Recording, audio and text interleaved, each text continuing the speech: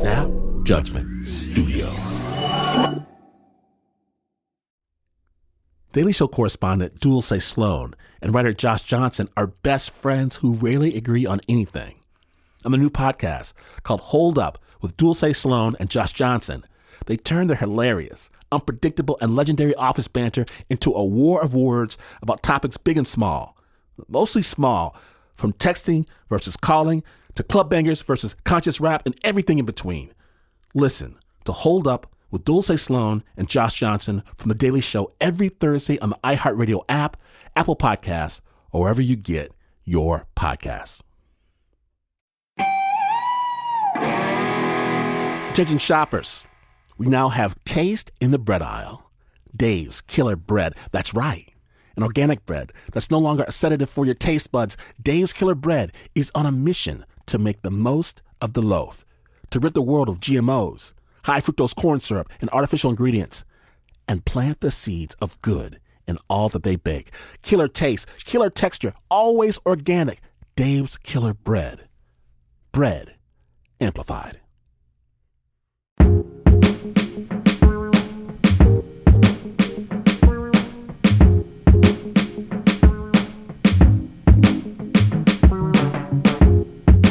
Okay, so I'm in law school, right? I'm going to a job interview. And the pleasant, well-dressed man across from me smiles, beckons me to please sit down. I smile back. I've been through this process a million times. He pulls up my transcripts, he looks. Then on cue, the puzzled expression, the slight tilting of the head, the inhaling of breath. And I know what he's seeing. No, my grades aren't horrible exactly. No, he begins where they all begin. Mr. Washington, it says here you studied imaginary worlds of fantasy literature in law school? Well, I can explain that in ancient Chinese calligraphy, animal music theory, as part of a law curriculum? Right, well, so here's what happened. If one was to look back at the fine print of law school admittance, which you're supposed to do as a lawyer, if you examine the fine print, it says you can take a certain amount of high-level courses from any discipline. So 2 semesters in, I figure, I've had all the law I can stand. Surely I'll be a better lawyer if I can bring something else to the table. This is all very interesting. And you're telling me butterflies sing? And what do you have against Tolkien anyway? We have a spirited, enjoyable discussion. Then he glances at his watch. Mr. Washington, it's been truly wonderful getting to meet you. He smiles. I smile. So, do I get the job?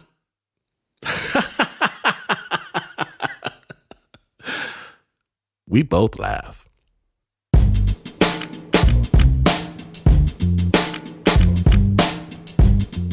Today, Snap Judgment proudly presents Stuff and Nonsense. My name is Glenn Washington. Study singing butterflies if you want to. Just make sure it's not on your transcript. When you're listening to Snap Judgment. Snap.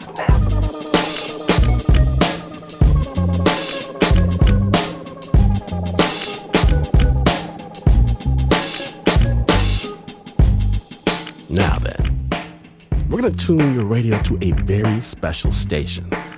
You can't hear this station in your car. You can't play it on your phone because it only exists in one man's imagination.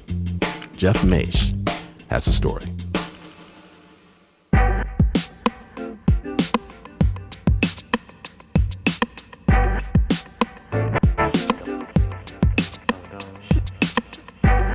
Hi, this is Deke Duncan right here on Radio 77. My real name is, of course, Eric Duncan Thorpe. But you're listening to me right now on the air, in the air chair, as Deke Duncan. Did you get that? While I'm recording this for you, I have turned off some of the processing on the mic. I normally have 139-second delay on the mic, which fills out the sound of the voice. Did you want me to put that on? Yeah, okay. It will just take me a second. It's on now. Deke Duncan right here in the air chair. A mountain of music guaranteed. How did that sound? Deke Duncan nicknamed himself after a character in an Elvis movie. He grew up obsessed with rock records. Then, in 1965, when he was 20 years old, Deke heard a brand new sound. Okay, here we go. 3 hours of the best music you ever heard.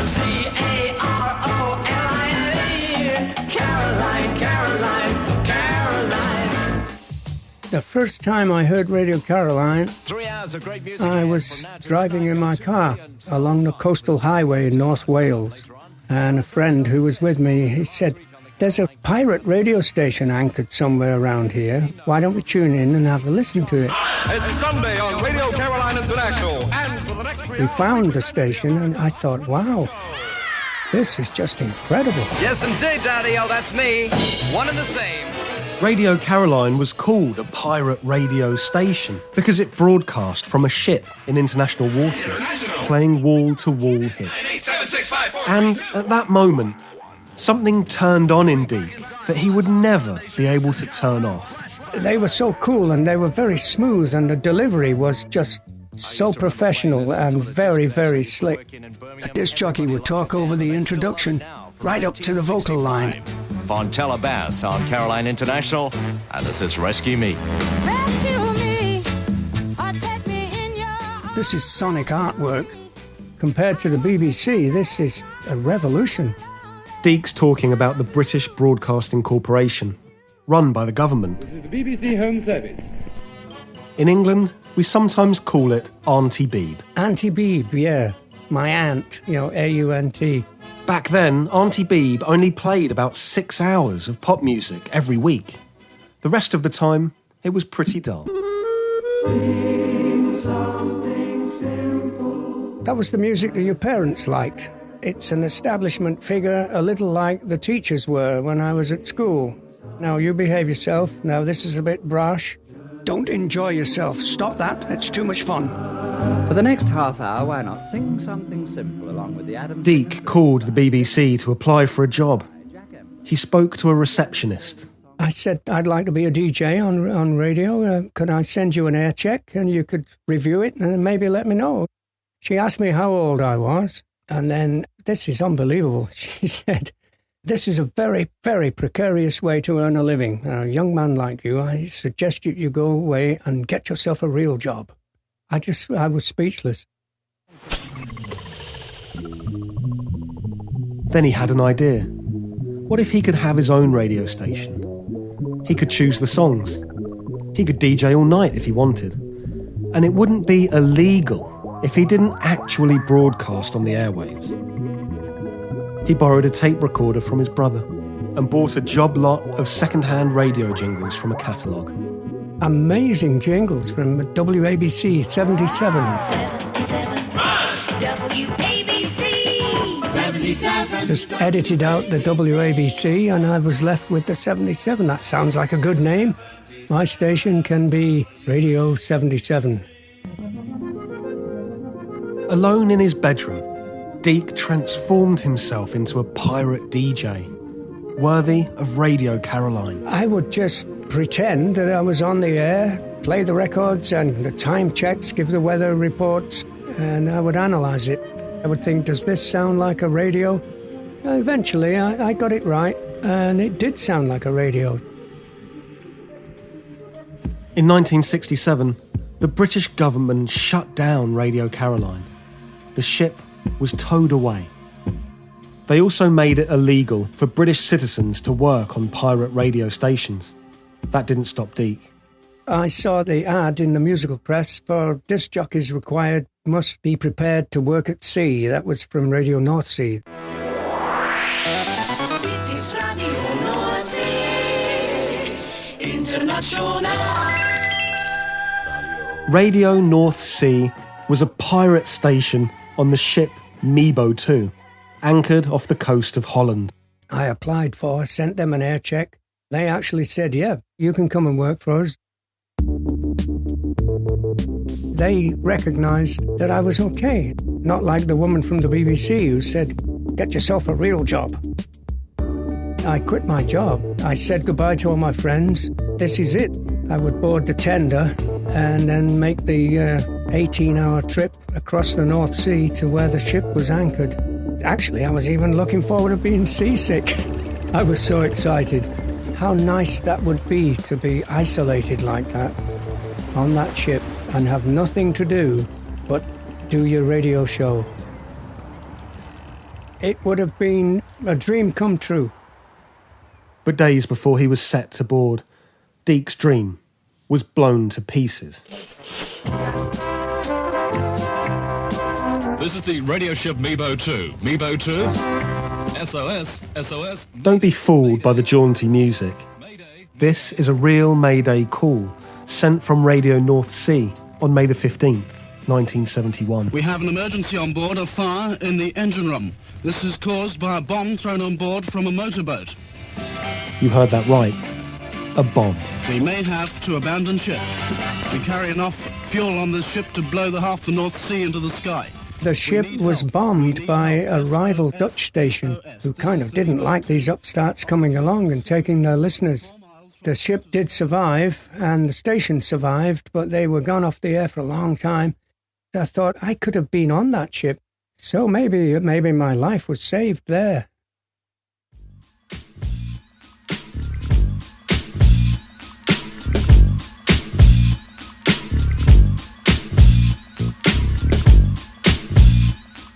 It is not over. If you think a bomb is about to stop Deke from DJing, you better think again. When the Stuff and Nonsense episode continues, snappers, stay tuned.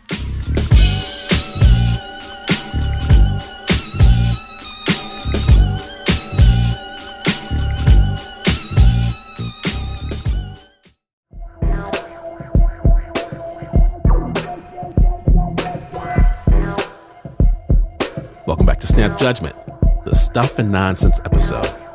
My name is Glenn Washington, and last we left, Deke had just lost his dream pirate radio gig after the ship/radio station was blown up. Jeff Maish fills us in on what happens next. Deke had no other choice but to go back to his job in construction. Carry on. I still have my imagination, so carry on. We'll take it from there. Deke lived in Stevenage, a suburb north of London, with rows of identical homes, manicured lawns, and a shiny motor car in each driveway. Here, then, is the design for living of the future. A town planned down to the last nail. On the weekends, he DJ'd at a local club under the name Deke Dino. Maybe they might think I'm Italian or something. I would do the show in the style of a radio DJ rather than a club DJ where you would stand up and dance and do silly things. So I thought, no, I'll sit there with headphones. I'll present the whole show with jingles, radio jingles. And it went down very well. People loved it. He really looked the part. Velvet pants with the bell bottoms, Cuban heel shoes, sometimes a frilly shirt, kipper ties, a mass of hair, sometimes permed, a drooping moustache. I would strut round thinking, am I cool or what? And I don't think it was what. On Saturday night, the club was packed with girls, like Teresa, who loved to let down her hair after a long week of work. I worked in a factory, sewing machining, making shirts, and we had music on all day. She was a friend of one of the go-go dancers. Teresa shared Deke's love of pirate radio. Before that, we only had like an hour a week of pop music on the radio. There was nothing else. And when they came out, it was fantastic. She was a very happy-go-lucky girl and bouncy, bubbly. We was only going out together for about 3 months before we got married. Deke continued to record his radio show on his own, just for himself, not broadcasting to anyone. But then he told a few friends at the club. I'm one of these people that just love anything in the top 40, really. I love old records, but I'm a top 40 man. I just listen to top 40 all day. This is Rick. My DJ name back in those days was Richard St. John. Rick and another one of his friends, Clive, decided to help Deke build a radio studio at home. The station would have been in a bedroom before then, and we thought, it doesn't feel right, a radio station in a bedroom. We thought, well, why don't we build a shed in the garden? And it would feel like you were on a ship. To his neighbours, it just looked like an ordinary garden shed with a pointed roof. But it wasn't like that. That little building housed a very professional-sounding radio station. Deke's radio dreams were becoming something close to reality. 77. One of my favourite sounds from 1974, Maria Muldaur. Midnight at the Oasis. The guys would turn up on a Friday evening, we'd stock up with food, and we would do 3-hour shows, rolling shows, right through the whole weekend. 6 o'clock, Clive Christer here in the air chair, manipulating the mountain of music. Absolutely lovely. Good morning to you. My name's Richard St. John here on 77. Our dream was to be like that pirate radio. That's what we were doing. We were actually being that. 10 minutes past 7 o'clock. Without further ado, for you, and the skies are blue, more music. 60 degrees expected on the outside today. They made up the weather. Not too warm, but it's not too cold. And they made up the news. Vandalisms of supermarket trolleys has prompted Stevenage Development Corporation to introduce trolley parks in the downtown car parks. They made up the adverts. Oh, diamonds are a girl's best friend. Yeah, but Colt 45 tastes better. Diamonds.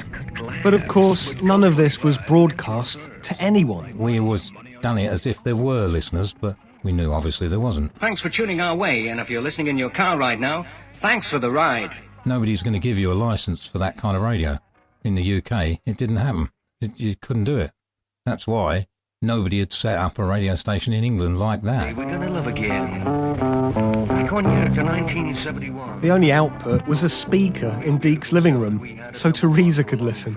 That was always in the background. When he got in from work, he'd have his dinner and go out there until 12 o'clock at night, every night. It was just so much fun. I just wanted to do it forever. There's the Temptations on the Big Duncan Show on a Sunday morning. But eventually, Auntie Beebe caught wind of what they were doing. Word had spread around town. We were kind of local celebrities there, really. These weird guys that have this radio station in a house. A film crew from the BBC's nationwide show, that's the British equivalent of 60 Minutes, came to film a typical day in the life of Radio 77. Mrs. Duncan of Gonville Crescent, Stevenage, is doing her housework to the music of her favourite radio station. Right now, she's tuned into her favourite DJ. Here to try and put a grin around your chin, a special hello, how are you going out right now to Mrs. Teresa Duncan, 57 Gonville Crescent in Stevenage. How in the world are you feeling, my darling? It's 9:40 on 77. These are the OJs. Teresa, wearing a very 1970s dress, is filmed leaving the house. I'm going to the shops, right, Deke?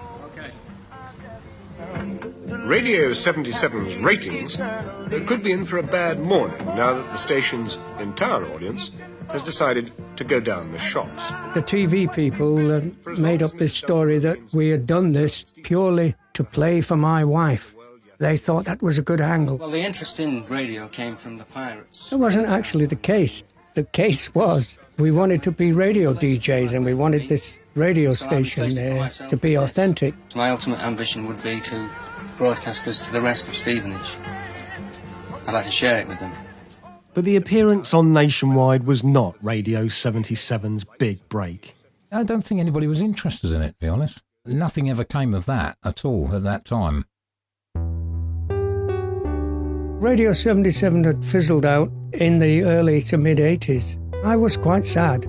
Actually, I was very sad. Deke worked long hours at his construction job. He and Teresa had 3 children. Life moved on. But there was a jaunty little jingle in his head that he just couldn't ignore. I thought, there's nothing here in England for me as a radio jock. I'll just go to the fatherland. He decided to take one more shot at becoming a disc jockey in America. The land of the free, where music radio is abundant. We sold our house and the up sticks and off we went. He had friends in San Diego, So that's where they went. Deke knocked on the door of every radio station he could find. 2 stations said that we'll take you on the graveyard shift, which was, well, you know, that's from midnight till 6 a.m., which I would have loved that. But the pay was just so bad. The lady from the BBC had been right. Making radio is no way to earn a living. I just went back home with my tail between my legs. You yourself imagine coming back from San Diego and landing in London in November. Everything seems so grey and dark. Yeah, it was a big come down. Really, when we went to America, it was for what he wanted to do, and it didn't work out. And then, you know, we came back and it was just terrible, to be honest. Teresa had had enough. He's done what he wants. He's dreamed whatever he's wanted to do for his life. All that time Deke had been making Radio 77, she'd felt abandoned. I was, yeah. Basically, we never spent any time together at all. I would cut off all the outside world, and my whole world would be on the radio. It's really weird that it's only now that I'm an old man, that I realise how selfish I was. After the divorce, Deke was alone, and all he had left were a handful of recordings from Radio 77. Maybe a dozen on old-fashioned cassettes in my car. I must have left the car open one night, and somebody opened the door and helped themselves and took them. I wish maybe one day I could find out who that was and buy them back. It was like the thieves had stolen the best years of his life. Now Radio 77 was truly, finally gone, just like his family. Deke packed away his records and hung up his headphones. And how old are you now, Deke? It's 75 in June. And how old do you feel? I feel 12 3/4. The woman Deke is laughing with in the background is his new wife, Pamela. She's here now, yeah. Would you want her to take the air chair? Right. Hi. Deke and Pamela have known each other since they were teenagers. Back in the 70s, he even came to her house and taught her how to DJ. The one phrase I remember is, what he taught me was, "A very good evening to you one and all. This is yours truly, Pamela, stirring up a ball with a wailing pound of sound right here in the pretty city, good sound of the nitty-gritty." They reconnected after Deke's marriage ended, and as hers was falling apart. All that remained of Radio 77 was a 1-hour-long tape the thieves hadn't managed to grab. I would dream about Radio 77. I would constantly have dreams. Very pleasant dreams about constructing the studio and going back into it, talking into the mic and editing the jingles. And I would tell Pamela, I would say, I've dreamt about Radio 77 again. I thought, if somebody steals it that much that they dream about it, then they should do it. One day she said, well, why don't we just go and get some broadcast equipment and do the whole thing again? Why not? I'll do it in the garage. I had plans to build a soundproof room in the garage, but then one day I had this pain in my chest. I ended up on the floor, and Pamela, quickly and very level-headedly, she called 999. Actually, believe this, she called 911 first. She watches too much CSI. I was in the hospital within 10 minutes, on the theatre table. They said to him if they hadn't succeeded in the 3 hours that he would have died. I had a near-fatal heart attack. They did all kinds of things to me, put stents in my arteries, and my life was saved. And I felt like a new man. As soon as Deke recovered, he built the studio in the garage in his backyard. This studio here feels very much like the studios on those pirate ships all those years ago. Very intimate. If you closed the curtains at the window, you could think that you were in a ship.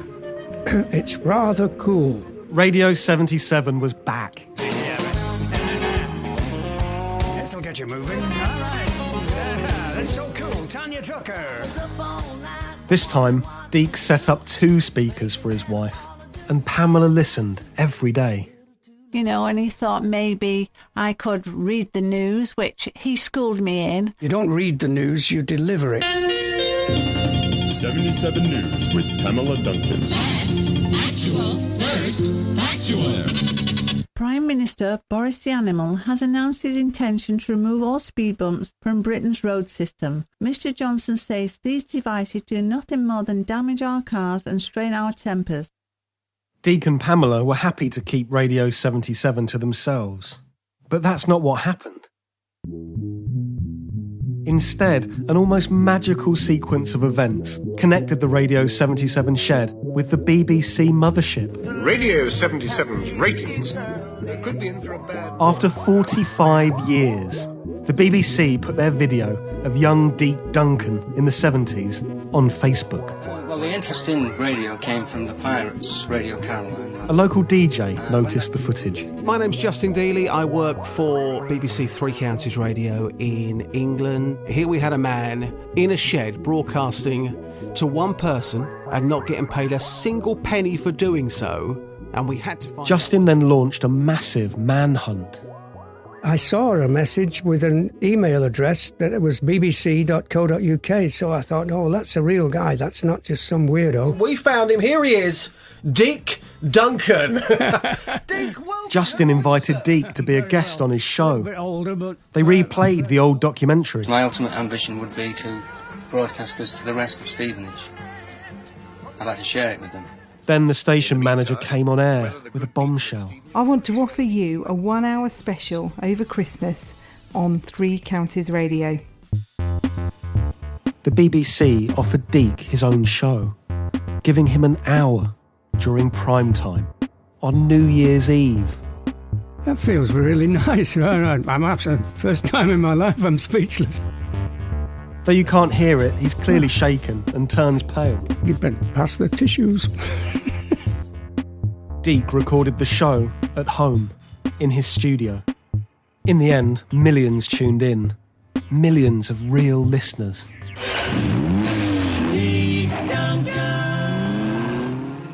And now, without further ado, here it is.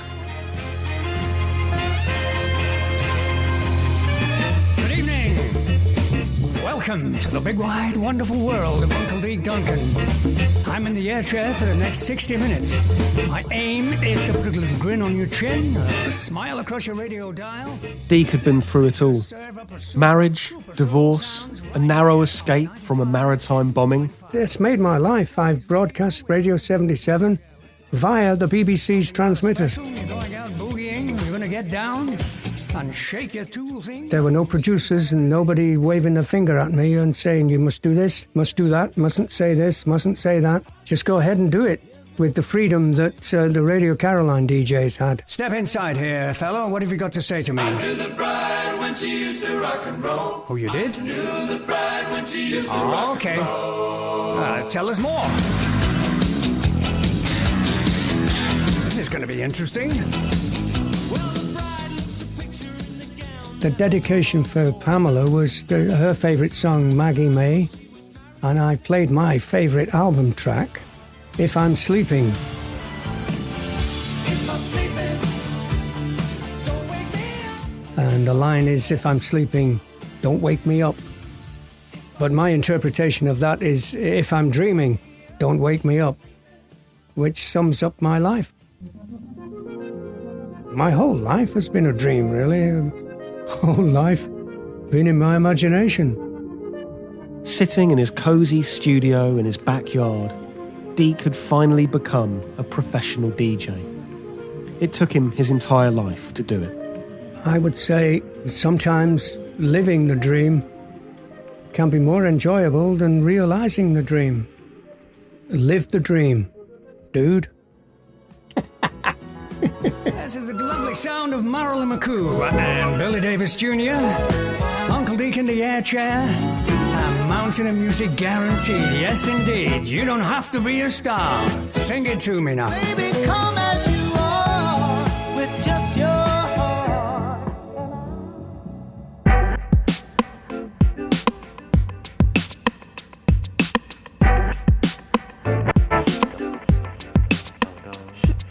Thank you for tuning into Radio 77. That story was recorded entirely at home by Jeff Maish. Deke, do you have any advice for the rest of us who are stuck at home with this coronavirus thing? And Deke Duncan. Yeah, I've become a radio disc jockey. You notice they don't call disc jockeys anymore. I hate that. The original score for that story was by Renzo Gorrio. The story was co-produced in partnership with Narratively and its founder, Noah Rosenberg. Reporting came from Jeff Maish. It was produced by Jeff Maish and John Facile.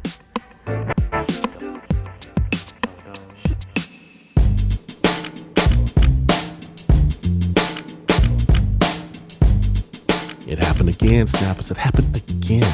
And if you missed even a moment of today's Snap, don't wander off. Don't be ashamed. There's no need for all that. Just subscribe to the Snap Judgment Podcast. Let everyone know. And if you love Snap storytelling, if your world has ever been changed by putting on someone else's skin, support the show that made it possible. Go to our Patreon. Support Snap storytelling that you love. Patreon.com/snapjudgment. That's Patreon.com/snapjudgment.